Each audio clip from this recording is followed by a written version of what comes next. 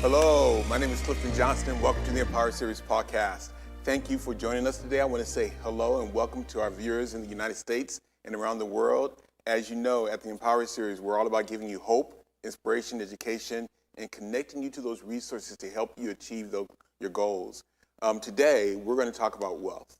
That's always a topic of many people's mind, but I'm going to give you a different spin on that. Most people associate wealth with money, and definitely there's a connection, but we're going to talk about creating wealth through adding value and really being of greater service to other people and really adding value to the marketplace. So it's going to be a great conversation. I'm going to be doing a lot of the talking, but I want to see some live chatting going on. I don't want to have this conversation by myself. So please, as you join, let us know in the live chat where you're joining from and tell us about wealth. You know, how would you define wealth? I'm going to give you my definition and we're going to dive into it. The other thing we're going to talk about, in addition to how to create wealth by adding value in the marketplace, we're going to talk about Maslow hierarchy of needs and where that fits in going to play, and then also how to improve ourselves on a daily basis as a regimen. But we're going to start talking about wealth. That being said, don't keep this to yourself. There's somebody in your circle that can benefit from hearing about this conversation. You can share it now, share it later. But in the meantime, let people know what you're doing. You're on YouTube right now or Facebook. Share it with somebody else. Go ahead and like us. Like I said, add some comments about what you think wealth is. How do you think, what is your wealth creation strategy? I'm going to share with you a process and a perspective that I've gathered, that I've acquired after 20 years of being a financial advisor. So again, we're going to dive into it. So again, thank you. Thank you for joining us today, and let's just jump in. So like I said before, definitely hit us up on your live chat. And as I said before, I'm going to talk about what wealth is. So a lot of times we define wealth with money, like how much money do we have? And we spend a lot of our time, which is the most precious resource we have, chasing money. And chasing money to accumulate money, stacking it up, saving it, buying assets that generating more income. And then we feel like once we have a certain amount of money, then we are now wealthy. And that's, you know, look, this is a world that's a capitalistic world, so that's what we're kind of trained on. Our thoughts on money is really given to us as we were a child. Our experiences, our parents, things are really influencing how we define money, how we define wealth, and the importance of it. And I'm going to give you a different flip on it. Again, this flip is coming from a perspective that I've had from the people who've influenced me in my life, but more importantly, from talking to thousands of people, thousands of clients in my 20 years as a financial advisor. You can imagine I've spoken to ultra high net worth individuals, just people accumulating wealth at different phases. And I've talked to people who are literally with no money, broke, not just financially, but also mentally. And my goal is to always enrich their lives by giving them a strategy of starting wherever they are in aligning their actions with their values. So I would like to, again, hear from where you guys are chiming in from, either in the comment section or in the live chat. Tell me, how do you define wealth? What is wealth to you? Is wealth just being able to get up and do what you want to do, not have to worry about paying your bills? Is wealth really not having to check in with somebody else and not having to worry about, do I have vacation time to take some time off to go on vacation?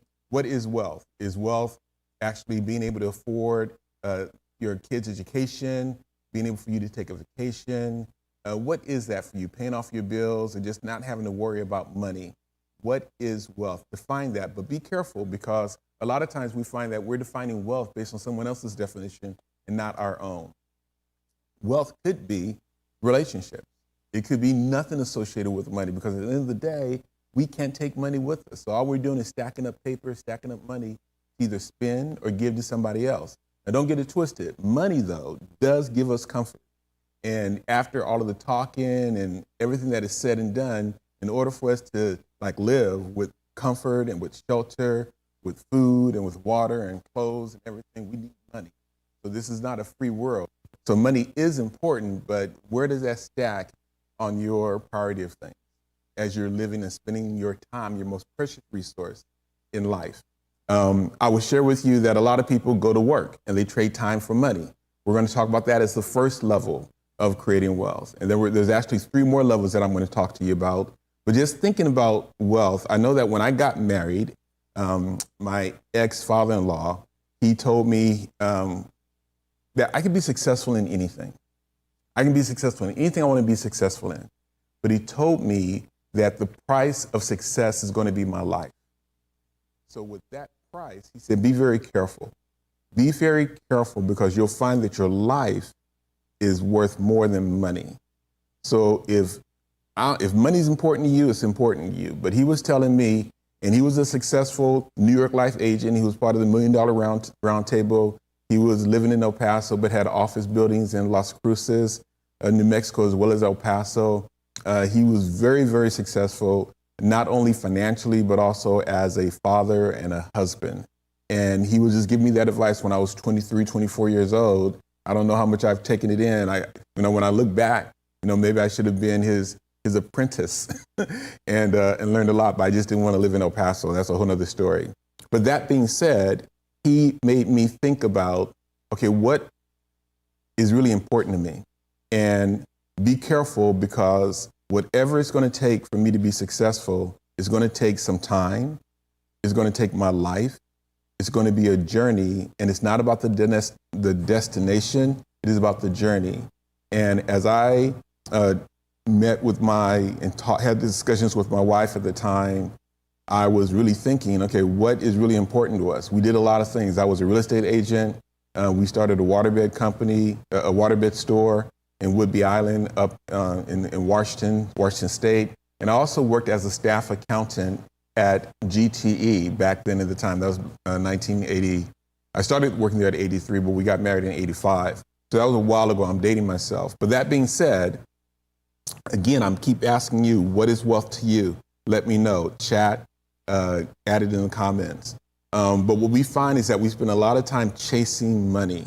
And I'm going to ask you to flip the switch. When you look at what wealth really is and the people who've accumulated unbelievable amounts of wealth, they really are adding value to the marketplace in a very massive way. And so a shortcut to really creating wealth is to focus on what value can you add to the marketplace. And I'll give you an example.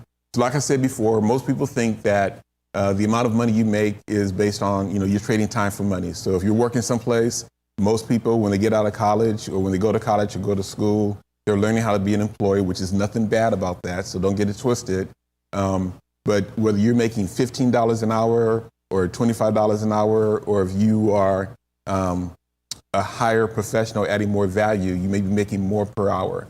But I would say don't get that twisted, because you are never paid by the hour. You're always paid by the amount of value that you're providing to the marketplace. So what that means is that in that same hour that somebody is, let's say, working for McDonald's and making $7 to $15 an hour, in that same hour, if you are a doctor, you're making $800 to maybe thousands of dollars an hour based on what kind of doctor you are. So what's the difference? The hour is the same hour. So it's not the hour that you're getting paid by, but it's the value that you're providing to the marketplace. So that's the first perspective or paradigm shift that I'm going to ask you to think about. As you are making money today, whatever it is, the amount of money that you're making going to work, if that's what you're doing, we're going to talk about entrepreneurship later, but the amount of money that you're making today, if you're trading time for money, is not really, you're not getting paid by the time, you're getting paid by the value that you're adding to that company or to whatever project that you're on. And you can always increase that. You can increase that by adding more value. And how do you add more value? You add more value by increasing your education, providing greater solutions to problems of your company or problems that they're not even thinking about, more efficiency, a better way for them to make money or be more efficient in their processes. So if you're adding more value, you can actually ask for more money because you're adding more value. But that's the first level of creating wealth. You're trading time for money. Now, in most cases, people are doing something at work that they don't really enjoy doing anyway.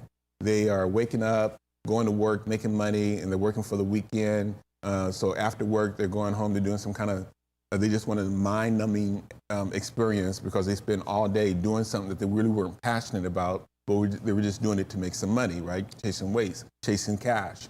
So after that point, they go home, they probably watch TV, eat, they do something, and then they go to bed. And then they wake up in the morning and they start all over again, right? It's just a cycle. Then they work for the weekend. Now, There's nothing wrong about if you're doing something that you really are passionate about. But if you're not passionate about it, if you don't really like what you're doing, I would encourage you to look at doing something different.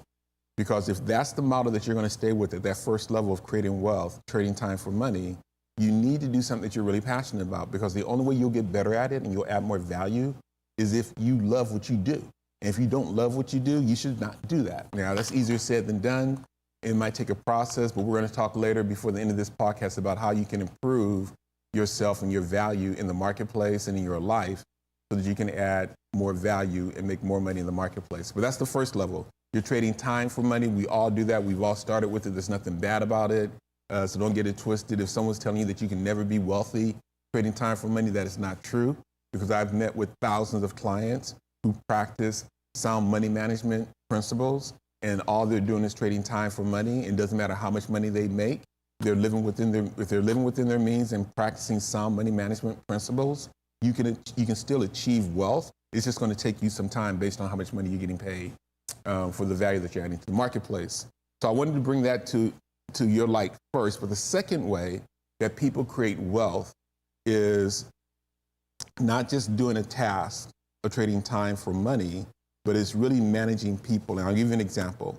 When I first started working for the company, my boss told me this. He said, Clifton, if you know how to do something, you will always have a job. If you know how to do something, never worry about it. You always have a job. But if you know why, you will always be the boss. So that's going to the second level of creating wealth, adding value, is, I would say, managing people. So you're no longer a technician. You're no longer, doing the work, whatever it is, right? If that's your passion, that's your passion. But you're actually managing the process and managing people. That is more valuable to an organization, and that usually gets more money. So if you are at the first level, depending on what you do, if you're the average person, you might be making anywhere from 15 to up to 40 or more dollars an hour, because the value that you're adding is not more than that, and you're making around $80,000 or less. But if you're managing people, you might be in the six-figure range, $100,000 plus or minus. So that's the second level of creating wealth, but you're still trading time for money. And that's okay as well, but I'm going to add two other levels to that of how people who have actually created wealth by adding more value. And let's kind of take a step back. We talked about getting paid for the value that you put in the marketplace, so you put in the marketplace. I would define wealth as this. Wealth is really not the amount of money you make.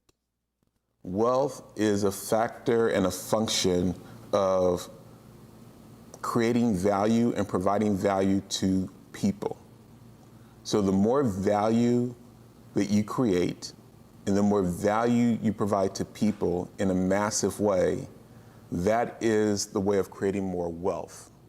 So it's not just stacking up the paper, making that paper, trading time for money, increasing your value. You definitely can do that, and there's nothing wrong with it. So people who are saying that the only way to create wealth is to own a business, that's not true. That's one path. And I will tell you that I am gratefully thankful for people who are trading time for money, people who are working in their field of passion, whether it's people at a restaurant or it's people sweeping the streets, or whether it's people in the medical field or the accounting field, whatever field that we are using services for, it takes people who are actually delivering those services for a larger company.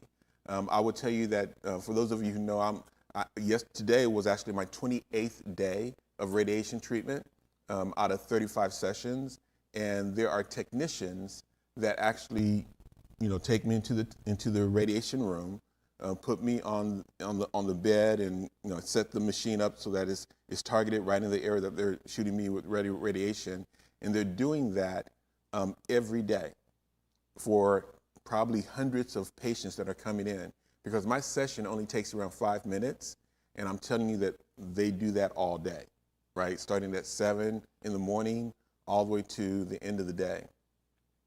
But these people are professionals. I I want to thank the medical field, the research, the technicians, the scientists who actually were able to create that machine, and the technicians who are running it, because if they weren't there doing that and trading their time for money to do this, then many people would not be getting the treatment in any area of medical services today. So there's nothing wrong with people who are trading time for money.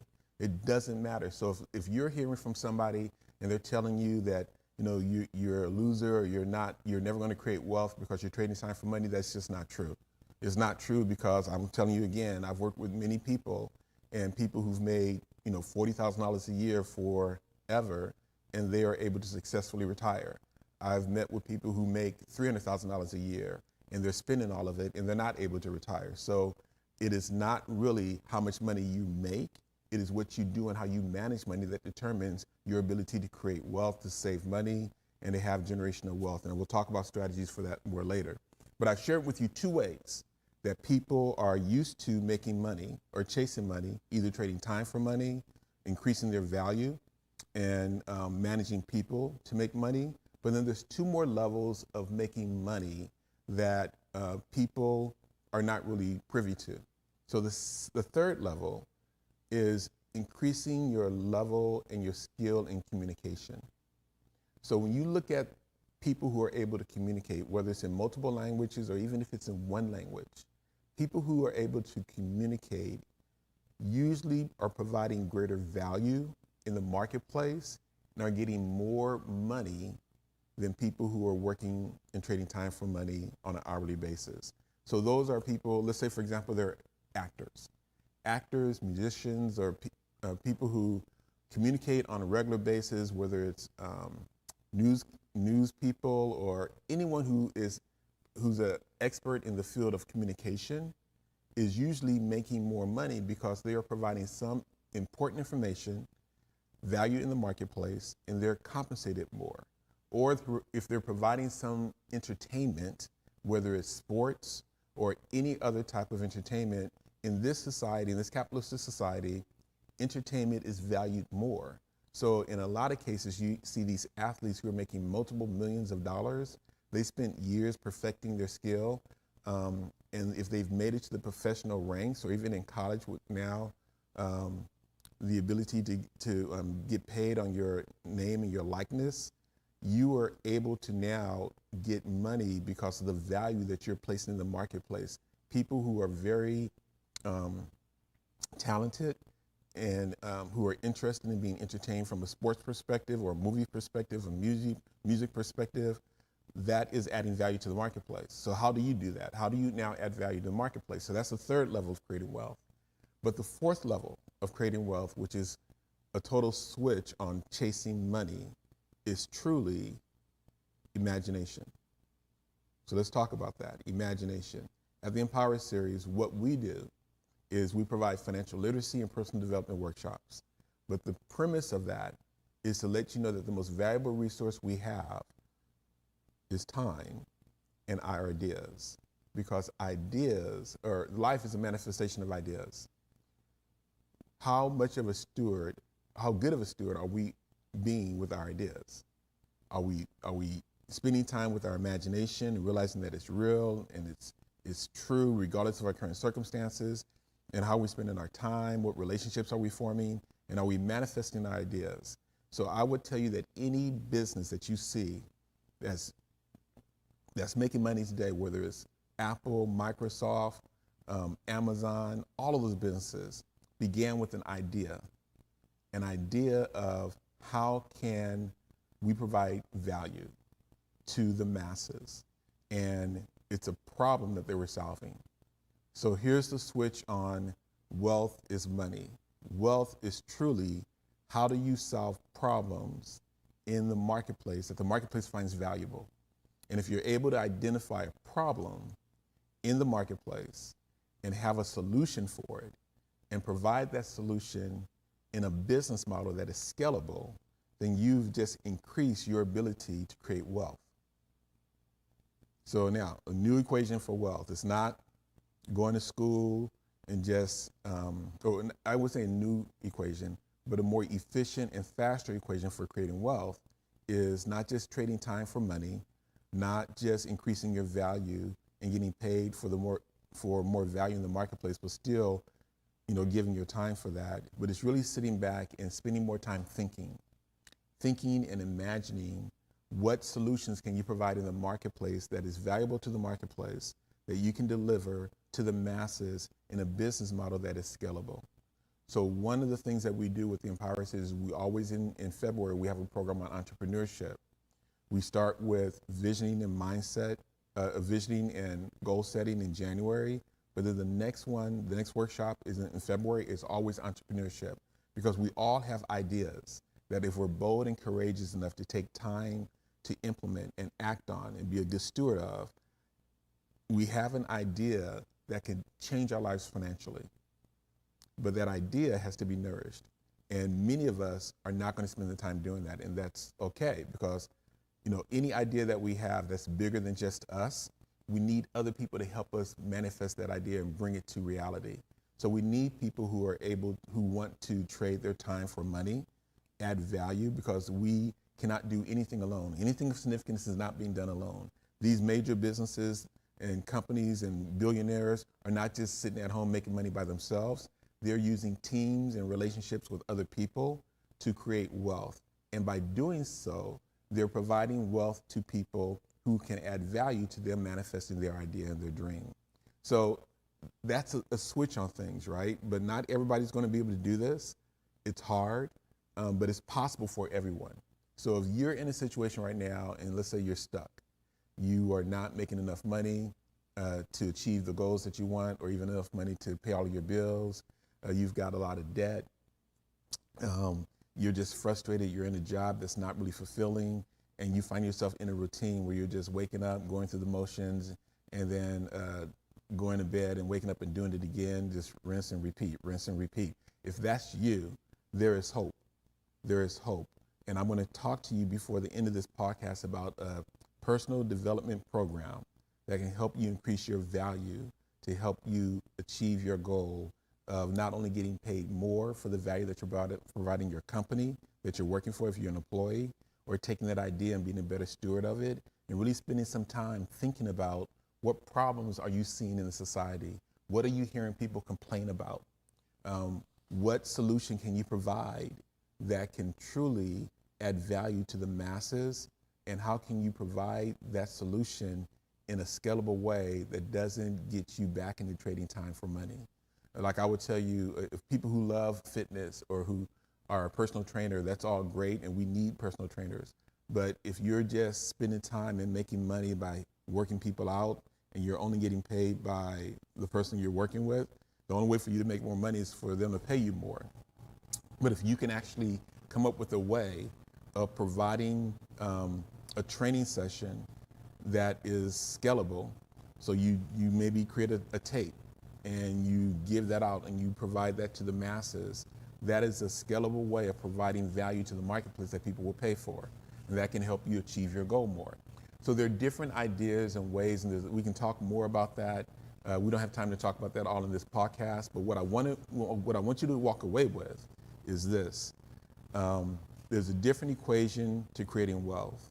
And a lot of times we wake up and we are doing things and we're so focused on chasing money and going to work, we're not stepping back and really spending some time reflecting and imagining what we can provide to the marketplace that is of greater value. One way is to always increase our value to our current employer, but another way is to think beyond that and think about an idea that is bigger than us, an idea that takes resources and other people to come together to help you manifest that dream. In that process, I would encourage you to stay connected with the Empower Series. Email me at thrive@empowerseries.com. One of the things I want to do, like I said before in the very beginning, is I want to give you hope, inspiration, education, and connect you to the resources to help you take that next step to achieve your goal. So if you're one of the people listening to this and you are stuck at whatever level, or you want to take it to the next level, then we can help you with that, with resources and connecting you to the right resources to help you take that next step. But the first thing I wanted to talk to you about was just this concept of wealth. And wealth is more than just chasing money. If you're going to chase something, chase solutions to problems. So if you're able to identify problems and more importantly, identify the solution to those problems and then deliver that to the marketplace in a scalable way, then that's going to be your expedited way to creating wealth and really being of greater service and value to the marketplace. So that's the first thing I wanted to talk to you about. The second thing I wanted to talk to you about, because when I first thought about doing this program, I was thinking about, if this was the last program, what would I want you to know? And I'm on the process of continually improving or looking at how can I be better every day in different areas of my life. But before I give you the plan that I'm going through, just to share it with you and hopefully provide some insight or perspective for you, I wanted you to know that I was looking at the Maslow hierarchy of needs. So the Maslow hierarchy of needs is a theory that says we must focus on our basic survival needs and satisfying those before we can think about anything else. So our basic survival needs are food, water, shelter, sleep, things like that. That's our basic needs for survival. The next level, which is level 2, is our need for security and protection. So those are things like, personal security, financial security, and safety of any harm. So those 2 needs are the basic needs that have to be satisfied before we can think about anything else. So when I talk to you about me and my developmental plan, for personal development or even financial development, if a person is not satisfying those 2 basic needs of survival and safety, they ain't got time to think about anything else. But the other 2 levels of need is love and belonging. That's connecting to people and our loved ones, so social connections. That's the 3rd level. The 4th level is self-esteem, so self-esteem and recognition. And the 5th level is the highest level, is self-actualization. That's personal growth and fulfillment. So whether that's realizing our full potential, pursuing personal goals, and living a meaningful life. So when we started this, I talked to you about wealth is truly about adding value to other people. So it's not about just chasing money and making money. It's about what can you do to create and add value to others. Because all of the material stuff that we're collecting, we're just going to give to somebody else.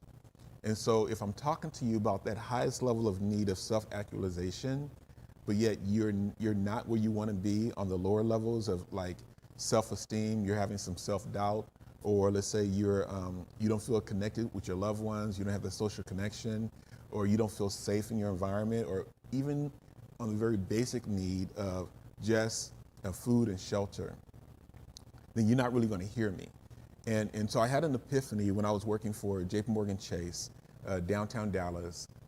I was looking outside the window and I saw this couple on a bus stop.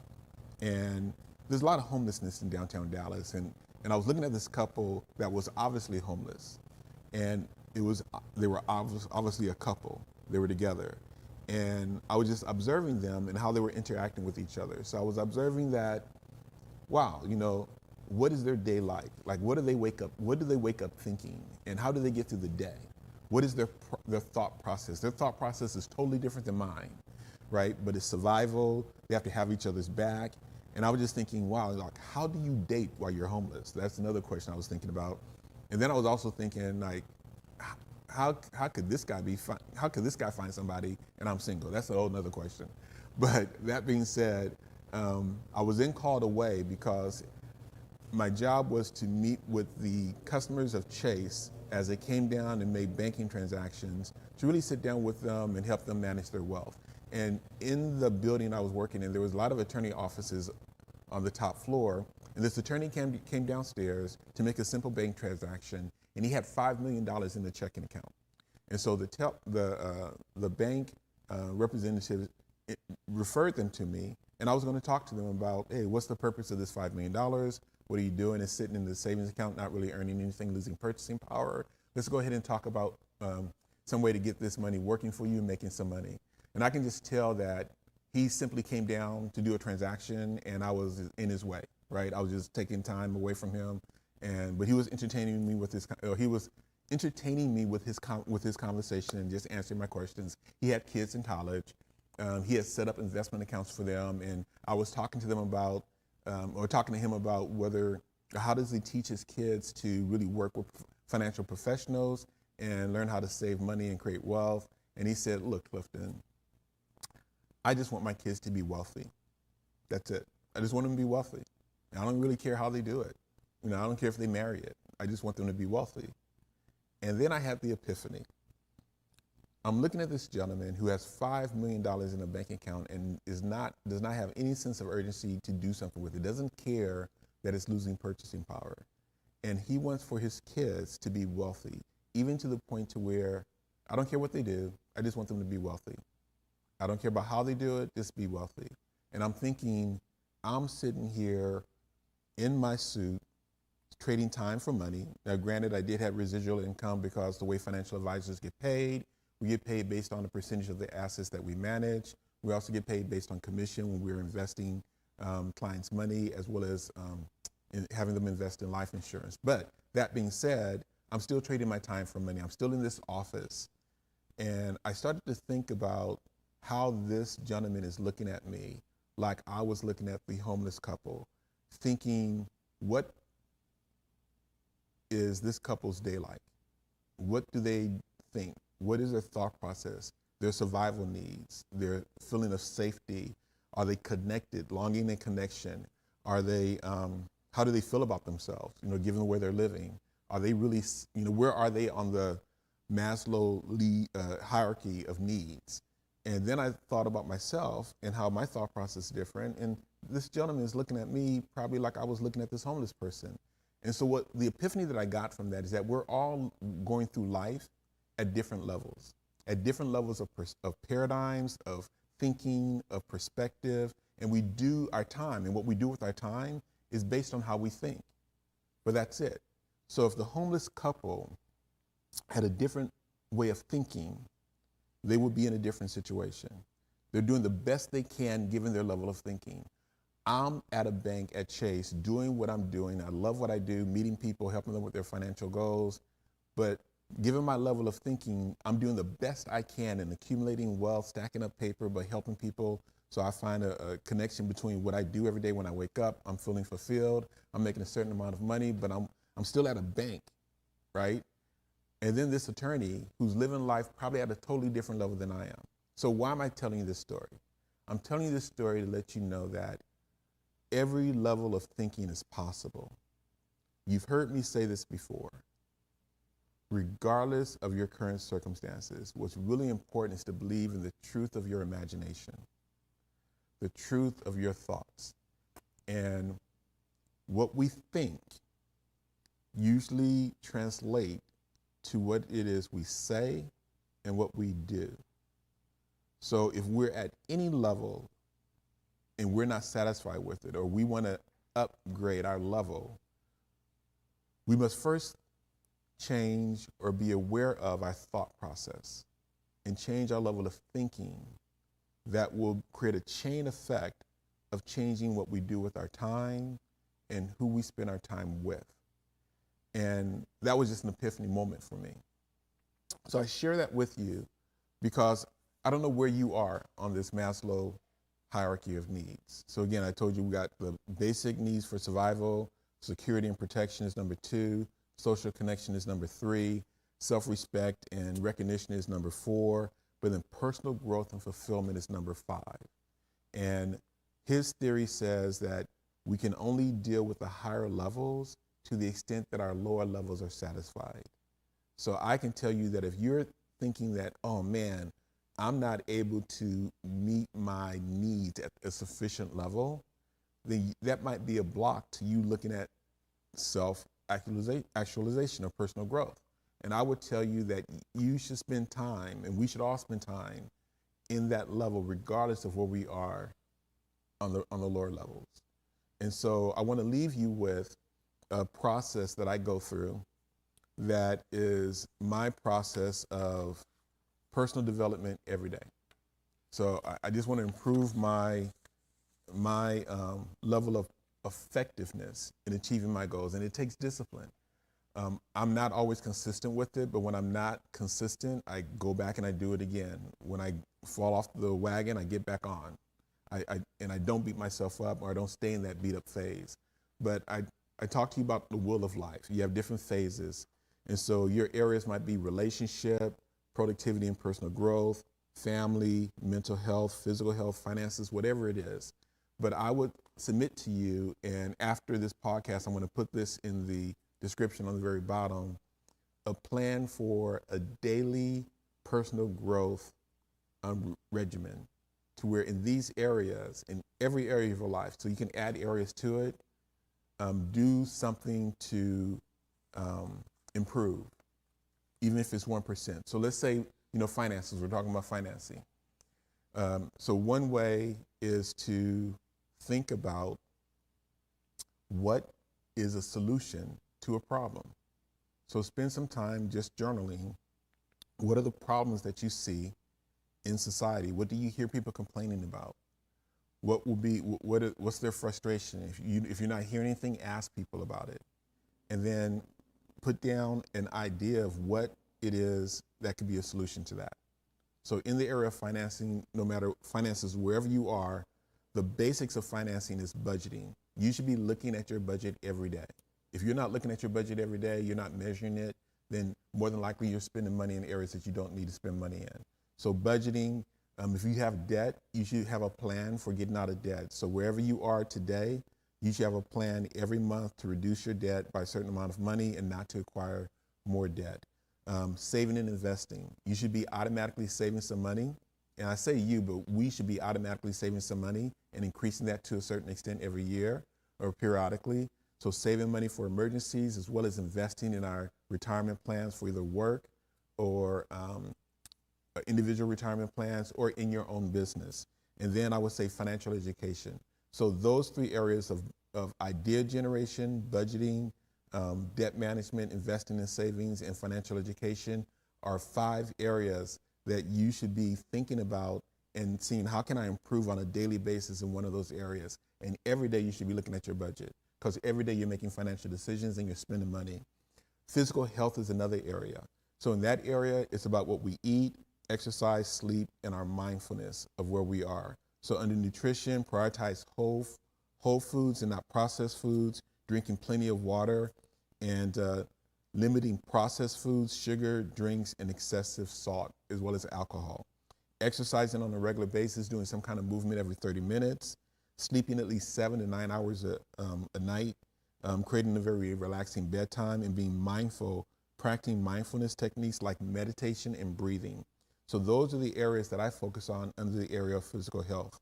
Mental health, gratitude. Every morning I wake up happy that I woke up because other people didn't, and I have a gratitude list. When I go to my treatment at 8:30 every morning, what I do for them, because I can imagine, a bunch of guys sitting in the waiting room having a similar problem with our prostate, and then these technicians just putting this into a machine and taking us out.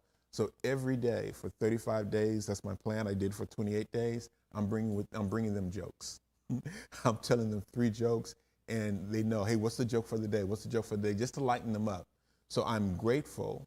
Even though I'm going through this, I'm grateful that I have health. I'm able to wake up, and I'm giving joy and pleasure to the technicians who are taking care of me. So that's my mental health. Gratitude, positive affirmations. I repeat my positive affirmations out loud. Stress management is my relaxation and meditation, and then my social connection. I also journal, putting my thoughts on paper. So that's my mental health regimen. Personal growth, I'm always learning. I'm studying for my real estate license right now. I'm reading books. I'm doing online courses. I look at podcasts. Goal setting, I have specific goals that I look at. Every one of my affirmations connects to a particular goal to make sure I'm making progress on that. Skill development, improving skills in any area. So whether it's a language or communication, if it's going to Toastmasters, if it's joining some kind of group, or volunteering to speak at your job, or doing whatever that is, develop skills of leadership. And then self-reflection. That's part of my journaling, just reflecting on what progress have I made throughout the day. Productivity and effectiveness, time management. So you can use tools as a calendar. I have a joint calendar that I'm putting all of my events, all of my meetings on, and then I'm making a list of what I would like to get accomplished today, and I'm prioritizing them. An organized workplace. I have a tendency of not putting things away or closing cabinets. So I'm working on that. And then a digital detox. So a lot of times we're on our phone all the time. I find that whenever I'm in a meeting having lunch, I'm usually putting my phone away, putting it in my back pocket, or not even bringing it into the restaurant. And then lastly, on relationships, what I'm doing there is I'm practicing actively listening. My daughter one time gave me a book called The Lost Art of Listening. And it was a reminder that she was telling me in that book that I'm not giving her the experience of being heard. So I read that book, and it had a lot of great insights on what I can do to really give people the experience of being heard. And it's a continuous process, right? So active listening, showing empathy, conflict resolution, and acts of kindness. Just doing things that are when you give, the giving is complete after the give. It's not like I'm giving to you, so you got to give something back to me. So I'm sharing that with you to say that we should all have some type of daily regimen where we are improving ourselves on a regular basis. And so in summary and conclusion, I wanted to share with you that as we chase anything in life, it's never the product that we're chasing. It's always the feeling or the security that we feel that that product will give us. And when it comes to wealth, and when it comes to money, we've got to really define what that is for us. And the only value that money has is the value that we give it. So we give money the value because it's not backed by anything, but it's just a piece of paper with a number on it that we use to trade for services and products. But at the end of the day, we got to realize that life is more than money. Like I said before, my father-in-law said, whatever it is we want in life, we can achieve it and we will acquire it. We can be successful in it. But whatever it's going to take our life. It's going to take our time. And we'll find that money is not going to be worth our life. So it's really what we want to do with that money. If we want to give, be of greater resource, we can do that now. So no matter how much money you have, you can always have acts of kindness. You can always lighten somebody's day. No matter what level you are at, you can always give and be of value to someone. And your idea is the equalizing playing field. So all of us have ideas. And like Dr. Dennis Kimbrough said, our ideas come from our Creator knocking on our subconscious, asking us, do we want more out of life? So we are all called to be better stewards of our ideas. And if we are bold enough to act on those ideas that are given to us by our Creator can transform our lives and help us not just chase money, but help us create value and provide value to the masses of people. I always say that our purpose in collaborating is to be a resource and a blessing to multiple people. It's not just for us to exchange and have a transactional exchange. It's not just for you to give me money, me to give you money, me to help you make money. It's really to help more people be blessed and live fulfilling lives. So again, I want to just summarize that wealth is truly about providing value to other people and helping other people. As a result of that, the return is going to be wealth, and money will come because money is attracted to valuable ideas and valuable solutions provided in the marketplace. So definitely wherever you are on Maslow hierarchy of needs, you can always be of value, and we should always be looking at how do we increase the value that we provide to other people in various areas of our lives. To the extent that we're focused on that, we will increase the amount of money that we can make either as an employee or actually starting a business or growing a business or being scalable. So hopefully you got value out of our time today. I'm always going to ask you to stay connected with us, like us, share us, add comments. Tell me more about what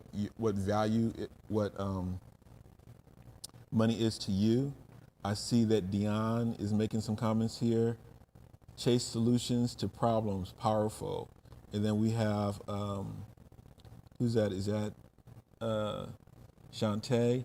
Wealth is adding value to others. Got it. Listen, stay connected with the Empower Series. Subscribe to our YouTube channel. Share this with somebody else. There's 8 1.12 billion people in this world, and each and every one of us are unique. And God has given us a purpose, and it's our mission to discover what that is, to pursue it and be a blessing to other people. So you are unique. The world is waiting for us. The message I'm giving you right now is intended for you who's hearing it. You know, there are no accidents. If you're hearing this message, listen to it, take whatever you got to take from it, and then act on it and stay connected with me. Because what I want to do is I want us to collaborate, and I want our collaboration to be a blessing to multiple lives. So until we meet again, I want you to stay empowered and inspired to thrive. Thank you.